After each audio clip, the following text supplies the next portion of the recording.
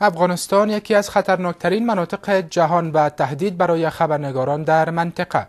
به ادامه تهدید به لطکوب خبرنگاران در کشور، این بار یک خبرنگار تلویزیون مترا و یک تصویربردار تلویزیون خصوصی ساقی هرات مورد ضرب و شتم یک مرد قرار گرفته و تهدید به مرگ شدند.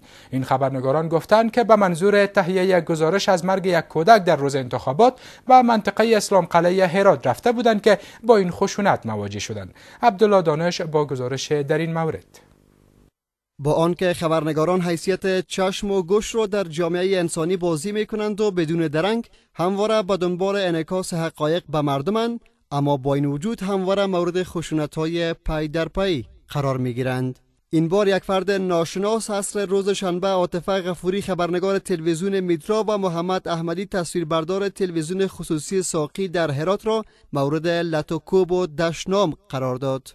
عاطفه غفوری میگوید زمانی که او با محمد احمدی تصویربردار تلویزیون خصوصی ساقی هرات برای تهیه یک گزارش مستند از کشته شدن یک کودک خردسال در روز انتخابات به منطقه بندر اسلام قلعه هرات رفته بودند، از سوی یک مرد 50 ساله مورد حمله قرار گرفتند. در منطقه که گویا یک طفل در روز انتخابات کشته شده بوده، زیر استعفا شده بوده، همین منطقه ما رفتیم.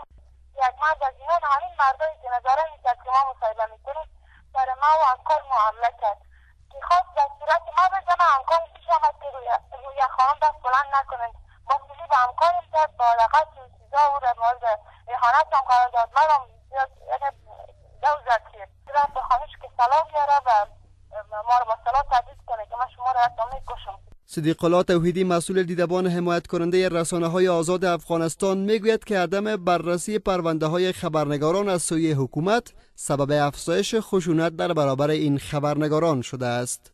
نه، حمایت کننده رسانه‌های آزاد افغانستان از والی ولایت هرات جدا تقاضا می‌کند که این مسئله را مورد پیگرد جدی قرار دهند و کسانی که مرتکب خشونت در برابر خانم غفوری و فیلمبردار تلویزیون ساغر شدن، یعنی مرتکب خشونت شدن، اینها را به پنجه قانون بسپارند. در همین حال عبدالرؤوف احمدی سخنگوی فرماندهی امنیه هرات با تایید این رویداد میگوید که این خبرنگاران باید به مقام فرماندهی پلیس مراجعه نمایند تا به قضیه ایشان رسیدگی شود. موضوعی که شده باشه کسایی باید عارض بشن، عرایض خود مقام ولایت ارائه بکنن.